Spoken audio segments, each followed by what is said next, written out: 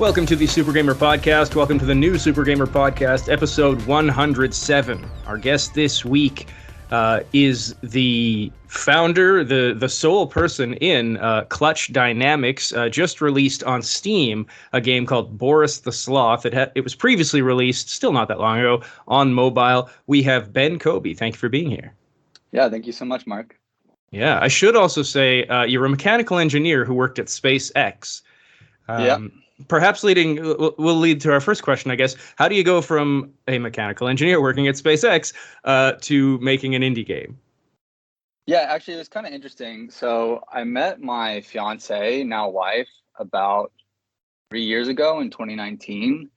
And at the time, I was at SpaceX, and I basically went to Peru on more of a less like a whim. I just wanted to get out of my comfort zone. So I went to Peru on this trip, and I was there for 2 weeks, and then I met my fiance there at the end of my stay in Peru. So I ended up actually extending my stay there and hanging out with her for another week. And then basically since then we started dating long distance. So I actually was coming from Los Angeles, where I was working for SpaceX, and flying to Peru. And it was kind of sweet because I had just an enormous amount of vacation time saved up. So I was able to go just about every month. And then we were basically filing our visa paperwork when the pandemic hit. So at that point in time, they just completely shut borders to Peru for 8.5 months. And I was stuck in Los Angeles, still working. And I couldn't see her. She was in Peru, obviously. And so basically, once they opened borders, it was only about 2 months. I basically moved to Peru, and I was on a sabbatical at that time. And the plan was kind of okay, I'm gonna, stay on this sabbatical. We're gonna get our visa paperwork completed, and then we're gonna come back. And then we're going to figure out what we want to do in terms of work and living and location. But the crazy thing was that basically they weren't processing any sort of visa paperwork while the pandemic was going on, while they were shut down. So I actually ended up staying in Peru 13 months. I quit my job at SpaceX about 3 months into that. And I just needed something to do while I was in Peru. So I'd always kind of had a bit of a dream to make a game. And originally I was going to make a Game Boy game, because I actually got super into modding retro Game Boy stuff. And I was like, man, I bet you I can make a pretty sweet Game Boy game. And I didn't really have any hardware at the time. I just had my gaming laptop. So I just kind of started researching it a bit. And I was like, I'm going to start with a mobile game. I have my phone. So that's kind of how it started. I just picked up a tutorial and just kind of ran with it. Cool. And did anything transfer over? Was it oh, well, I know how to work on a spaceship. I know how to make a video game. Not really.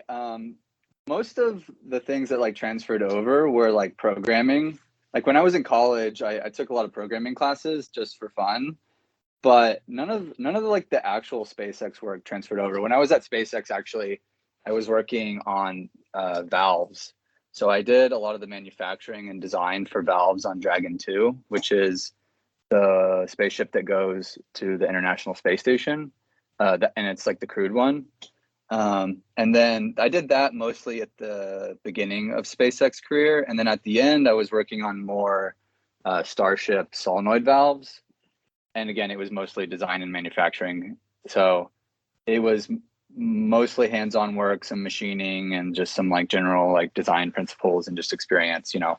Valves are actually kind of funny because they're kind of a black magic thing. You can't really just go to school and run all the calculations. There's actually a lot of finessing.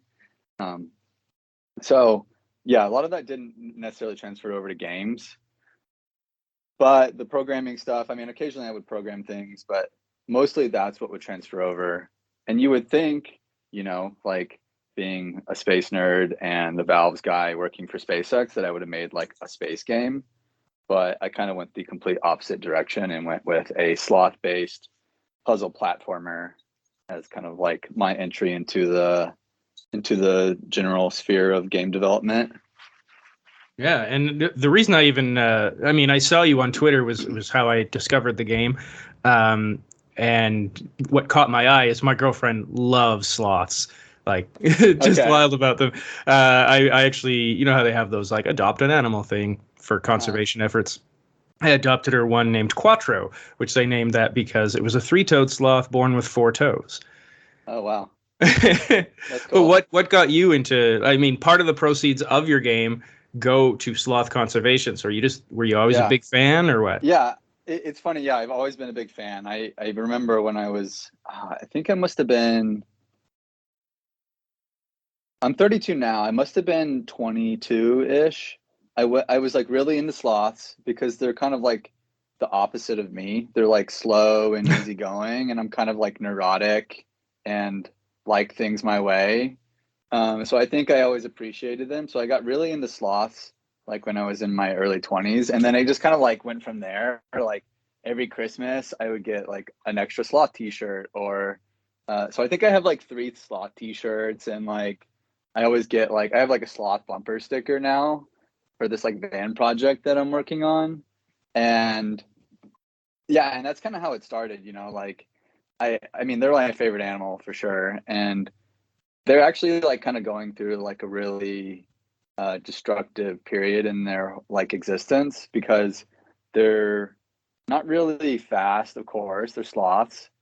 They only live in like a really specific part of South America, Central America, and their like habitat is just like being constantly destroyed by just like the jungle being destroyed for like wood and such. So I kind of have like a soft spot in my heart. I want to try to like do something. So that's kind of how like the game originally started. Was just like I love sloths. I, you know, wanted to do something for them, and I just like wanted a project because I knew I was going to be working on it for like a pretty significant time. I wanted at least a subject matter that I could like stomach looking at for like every day, hours and hours and hours. Right. You, as far as significant time, by the time your mobile release, which I think was late December last year, Hmm. you had spent about 1,000 hours on the game. Yeah, yeah, exactly. I was basically working on it more than full time for about 7 months when I got the mobile out. Um, so yeah, it was definitely like a pretty serious amount of time, and that was, I mean, I think a lot of that was like kind of necessary for like my mental well-being because I was living in Peru with my fiance. I'm not a native Spanish speaker, but of course I picked up a little bit of Spanish there. But the main problem with living in Peru was they actually had like some pretty significant curfews and lockdowns, and so like when I first got there, they even had like rules like men can go out Tuesday, Thursday, women can go out like Monday, Wednesday, Friday. So I was basically just like we were stuck inside, and I was trying to like be productive with something, and I think I just like kind of went like head on into this like crazy project. So, what about Boris the Sloth, the main character, the titular character? You had mentioned sloths are found in Central America generally. You're saving in the game through puzzles through. So you go through the spirit realm and the living world to save your friend Yuka the koala from an evil mandrake. I could be wrong, but are those not all three in very different parts of the world? Yeah, yeah, they kind of are. The koala thing actually kind of started because me and my wife have this thing where she like likes koalas, so it's kind of like a tribute to her. I wanted the game to be like me and her. Not that I'm like this like have this hero complex of like saving her, but like I wanted it to at least like pay some tribute to her and have her in the game in some way. And so that's kind of how it started is she loves koalas, I love sloths. They're both like hanging creatures. Like they're actually really similar if you like look at how much they sleep and how they act. Like people maybe don't realize that even koalas are in like a pretty similar state as sloths. Their like numbers are going down, and But not just that, but they're also like really slow. They eat a lot. They like only eat like eucalyptus leaves, and they're actually just like surprisingly similar, even though like people don't really think of koalas as like slow moving, lazy creatures, you know? And then the mandrake thing actually was more or less kind of random. If you do kind of look into like the lore of a mandrake, it kind of has some like weird like death dream symbolism, but actually it kind of just started because I found a really cool model, like a 2D model for one that I liked the animations on, and I was like, oh, that's like a pretty interesting thing. I can like work that into the game. And originally, Boris wasn't actually going between the like world of the living and the world of the dead. That was kind of like a later addition. Originally, I kind of wanted to try to blend realistic with like 8-bit style, and actually Boris was going between like the world of realism and the world of 8-bit, and it just like didn't work. It was like the like clash between the assets and the textures and the resolution just like didn't work, and it kind of looked kind of generic with the 8-bit sloth, so I ended up kind of altering that and going towards a more, you know, death fantasy kind of thing. How often have you heard at this point people play the game and they go, "You're pretty speedy for a sloth"? Yeah. Yeah, I heard that a lot actually. I mean, I even put it in the last trailer. I'm not sure if you saw the last trailer, but it's I like did, yeah. I that kind of started because I posted my game on a subreddit called Destroy My Game. And the whole purpose of that subreddit is just to like give you unfiltered feedback. Like, but you're like asking for it, so you like can't get upset about it, you know, if somebody like really tears you a new one. But I was kind of like, okay, I want some feedback. I'm like having a hard time figuring out like what works and what looks stupid and whatever, you know. And so I posted it on there, and like the first comment was like, this makes no sense. Like sloths are always in the trees and they're always slow, and this sloth attacks and is fast, and it would make more sense if you had like a cat. And I was like, well, it's not Boris the cat. Like, I understand that sloths are like slow, but come on, like suspension of disbelief here. Like, Right. it's a like donkeys don't go around, you know, like throwing monkeys and eating bananas and flying. You know, like I think that like it was just kind of funny because to me it was just it was like such a weird comment like about a game that's like very clearly based in like fantasy. So I kind of worked that into the game a little, into the last trailer because of that. And actually it was funny because now that the trailer released and had that, I actually get that comment a lot more because somebody else was like, he was saying that his wife basically said that to him, like, "Oh, that doesn't make any sense. That sloth is too fast." And then that quote popped up on the screen right after she said it, and they just like died laughing because of it. So it's like everybody's thinking it now. It's out in the open, I guess. Can I ask how much goes to sloth conservation per sale, and where does it go exactly? Yeah, so the plan right now is the project. Basically, if the project makes up to $500, I will be donating all of it, all $500. If it makes more than $500, it'll be 500 plus 30% of the remainder. So I think, like, ultimately, I expect just to be donating almost all of it to sloth conservation. Where it goes, I'm actually still researching. I wanted to send it to the Jaguar Research Center.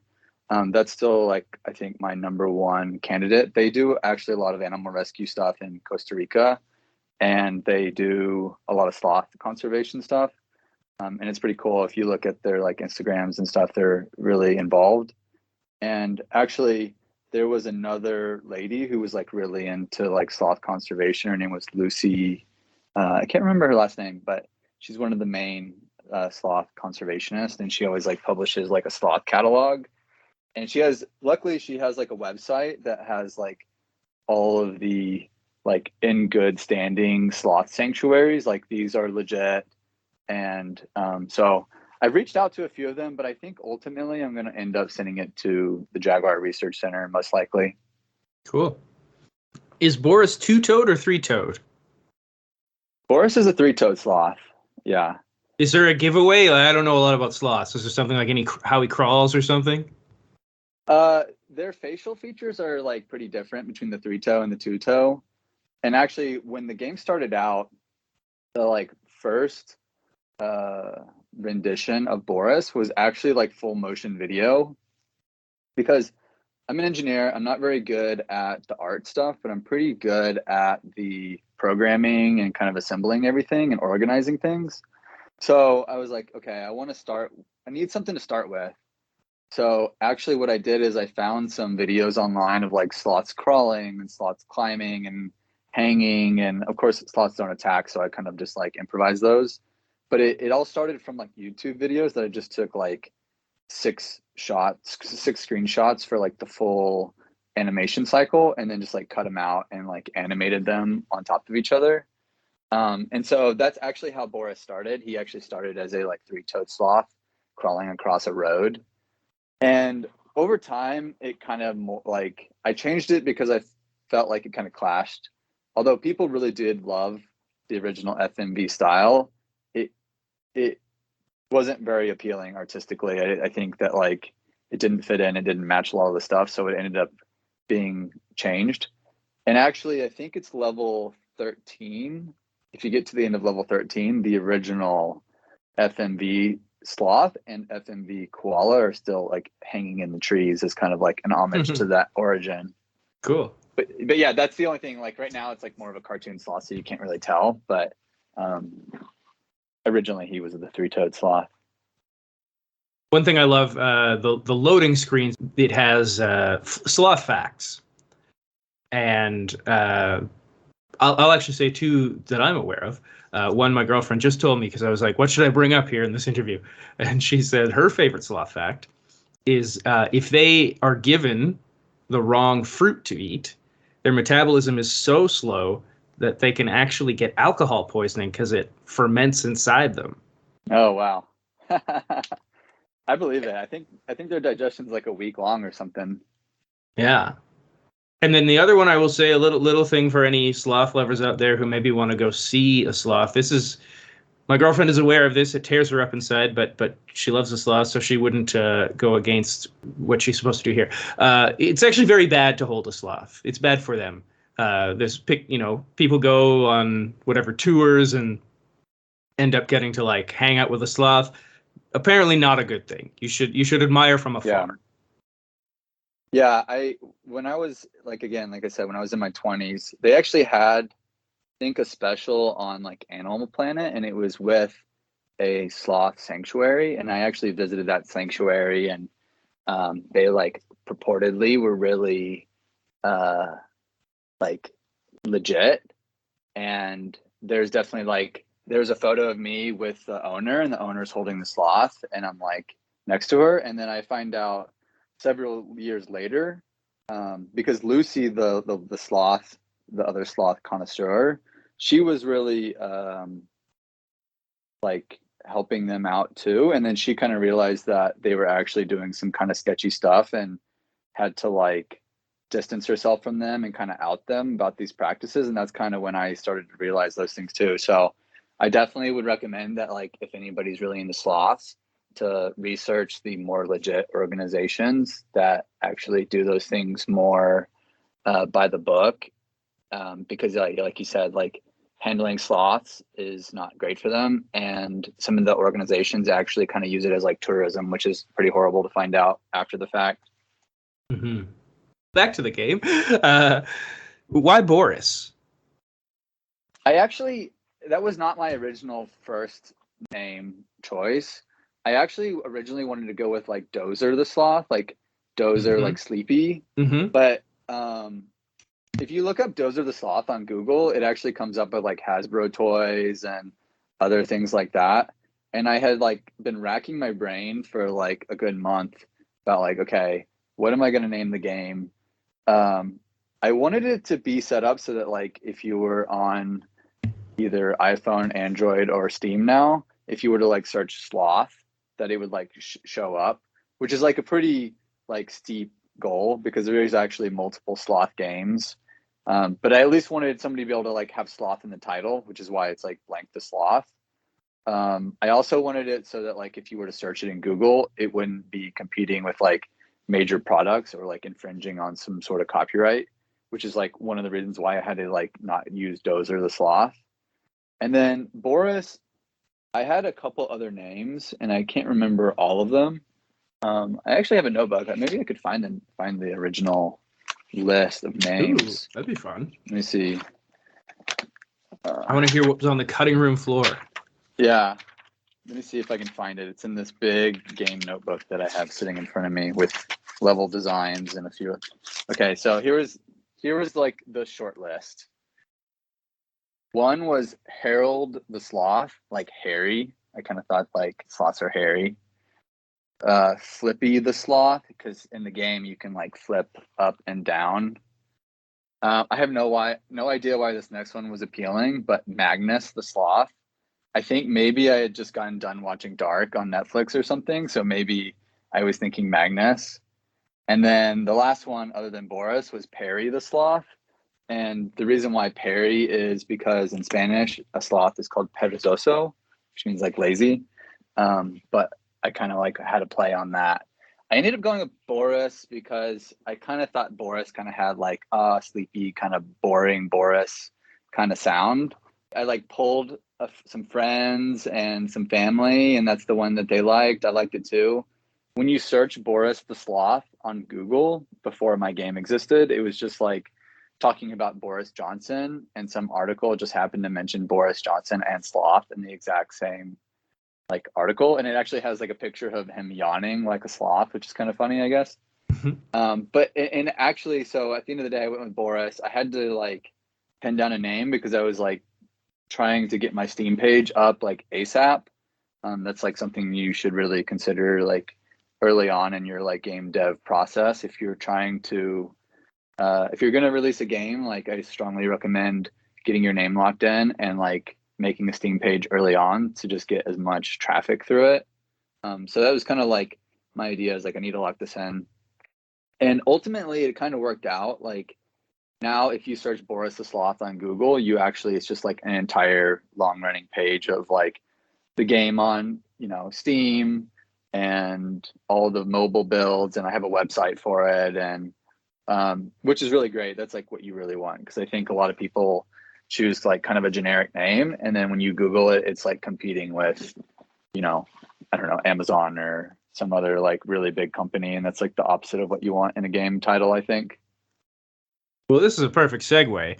So this is the first game you've released. And a while back, you spoke to Game World Observer about how you marketed the game and what you learned. And a lot of that article is about how on Reddit, you found it a lot more useful to be targeting more niche subreddits like /koalas or /sloths, than it is to be in like the gaming subreddit, because it's just so huge. It's hard to get noticed there. So I guess you've run through a few, but what's some advice you could give to new game devs trying to get their work seen? Yeah, I think from my perspective, the hardest thing is with social media like Twitter and TikTok and Instagram. You're basically like at the will of the algorithm. Like TikTok will take your video and show it to some people, and if they like it, they may or may not show it to more people, and they may not even just show it to like people following you. Like you actually can be like have a bunch of followers, and they may not even show your video to them. So I even though I like Twitter and I think that it's a great way to connect to other devs, it's been like nearly impossible to reach your actual target market on there, which is actually one of the reasons why I like Reddit so much, because when you go to say r sloths, they get like 1 or 2 posts a day, and if your content is related, it will stay up and it will be the number 1 for that day, for that week. And when people who are more casual Reddit users go and they sort by top day, top week, having that top post for the day or for the week can go really far towards pushing your game. And you're not as much at the will of the algorithm, because maybe if you're on the front page or you're on like the controversial or rising or hot or whatever, those things generally can be still algorithm driven, but on the small subs, like people are just looking at whatever's new. So it's great because you're just serving everybody, and there's no chance that you have 10,000 followers and Twitter thinks that you're advertising and just like limits the views. Because I think that's kind of, I mean, it kind of makes sense. I think that's what happens though. Like, because like Twitter makes money when you like promote a post. So why would they allow you to make a promotional post and make money outside of their business for free, you know? So Right. that's my kind of like recommendation is like, if you have a game and it has like a very specific subject matter, I would go on Reddit. I would find a couple of subs. At least like for me, it seemed to help. I mean, my game is not like huge sales numbers, so like, but I'm pretty happy with how things have gone. And I think that like if you're a small indie with like a really your first project and you're just trying to want to get some people playing and understanding the game, and I think I've had a lot of really good luck getting people to play on like smaller subs for sure. You were a company of one, and you did basically everything on this game. I mean, you took some assets and whatnot, but you did like level design, sound editing, marketing, UI, all that. Is there anything that you were like, wow, this is way out of my comfort zone. I never want to do this again? I think that I'm going to break this down in like 3 categories, because I think the hardest thing for most people, including myself, is just getting the game out there. So like we just talked about marketing. Marketing is like, how do you get people to actually play your game? That is like by far the actual most like hardest thing. But in relation to like the actual game dev stuff, I mean, art has always been really difficult because it's like so subjective, and I have no art background. So I would say like in general, in the future, I would probably hire more artists. I did hire an artist for like some of the banner stuff just to like make some of the cutscenes and like some of the emoji icons that you kind of see in the game. But I think like having a consistent art and artist on the full project, if you have the budget, is like goes a really long way. Um, I think in the end, I was like kind of able to make it work. So I was happy with that. But the thing that actually was like kind of mind numbing for me when I first started was actually the audio design. Because like when I was younger, I actually still did art. Like I still like did screen printing and painting and drawing, just not like at any sort of like professional degree or way, but I still like enjoyed it. But I have literally never touched audio mixing in my entire life until I started doing Boris the Sloth. And when I first started that, that was the hardest, because it's like you just don't realize how many sound effects you need for like every single thing, you know? And so it's like, let's say you have like the panther in the game, right? So the panther needs like a walking sound, a running sound, an attack sound, a dying sound, and like a hit sound. And every single thing ends up needing like 5 sounds or more, you know?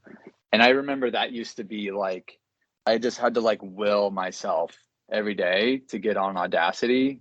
And I was using a website called freesound.org, which is pretty great. They have like free to use for anything sounds, and just like trying to download them, layer them, change the pitches.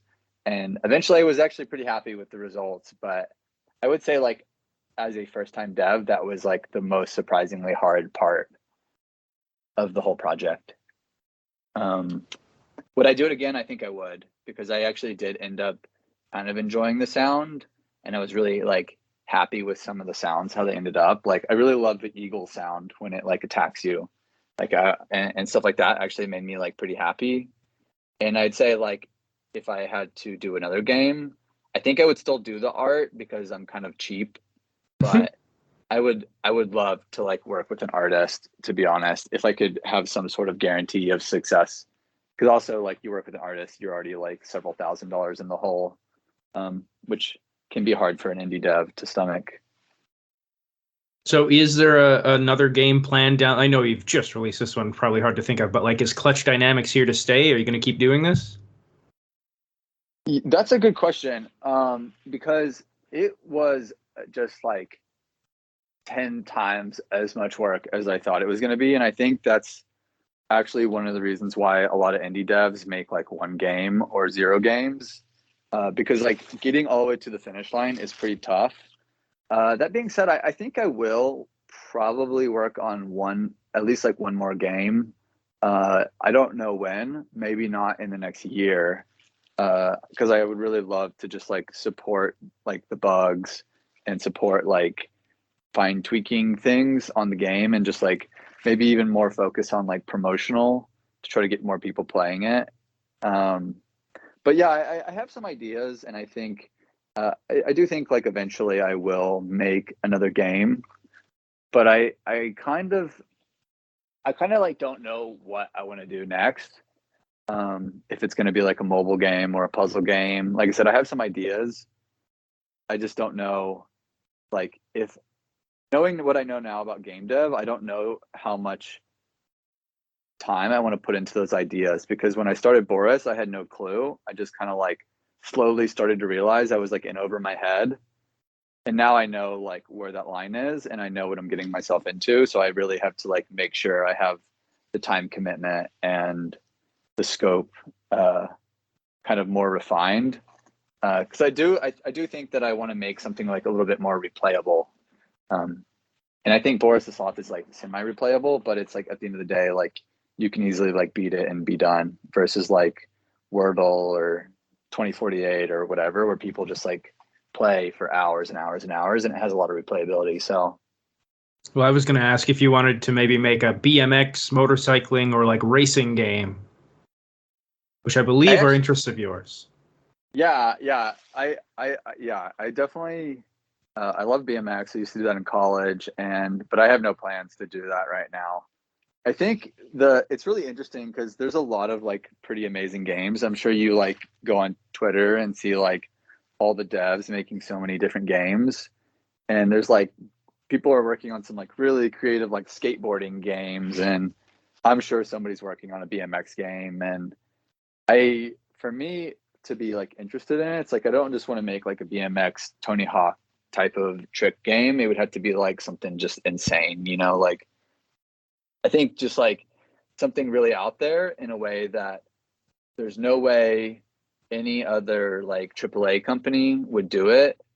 Like nothing like Matt Hoffman BMX racing or something, it'd have to be like, I don't even know, like some just maybe like what the golf kind of Hmm. craziness with BMX, you know what I mean? Like it's like you really, I think, kind of have to be, you really have to like put yourself uh, like out there in a way where you're making something really unique that people will see. At least that's like where the like passion is for me. The mobile version is free with ads, or you can pay, I believe, 250. Well, the Steam version costs about 570 Canadian. I think it's 450 US. Have you found either one at this point to be more effective as far as making money? The mobile is like basically made $0. I mean, I wouldn't say zero because it's like $25, but it's been out for a really long time, like significantly longer than the Steam version. The hard part about mobile too is like, yeah, you can get paid for like the in-app purchases, but very few people actually do the in-app purchases. I think I've had like 10 people actually like completely remove the ads. And so, and then with the ads part, you end up having to make, I think, $100 before Unity ads will actually pay you. And I think I'm at like $4. The mobile game right now has almost 800 downloads. So it's definitely, I mean, I know like some people get like thousands and thousands of downloads, but like the mobile just like for me was a way to get the game out there, get people interested. And actually what was pretty cool about it is actually I found a lot of bugs and was able to refine the game like significantly based on the mobile feedback. Um, which is really the like most valuable part of the mobile. But on the Steam side, you know, again, I've sold about 30 copies at this point, which is already like quadruple what I made on the mobile side. So I think like most people probably already know this. Like when you're coming into making an indie game, if you want to try to like optimize the money side, you should probably just like release on Steam and ignore the mobile market because there's so much competition. That being said, I was actually really, really happy with the mobile turnout. I think that like when I made the game to start with, it wasn't about making a ton of money, of course, but just like I wasn't sure like anybody would play it. Like I thought maybe just like 15 people would download it and play it. So I'm actually pretty happy with the fact that people actually did play the mobile version. And because of that, going into the Steam version and the Steam release, I was already just like over the moon. I was like, okay, I'm going to finish the Steam version and I'm pretty happy with it. And the Steam version looks better and has a few extra like things like achievements and a secret level and stuff.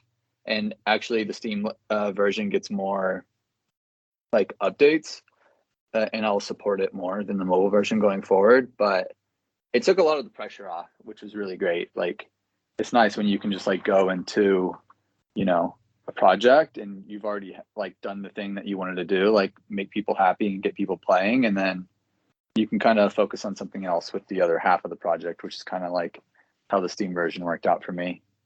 So it sounds like the Steam version at this point is the preferred version for both you and player. Yeah, for sure.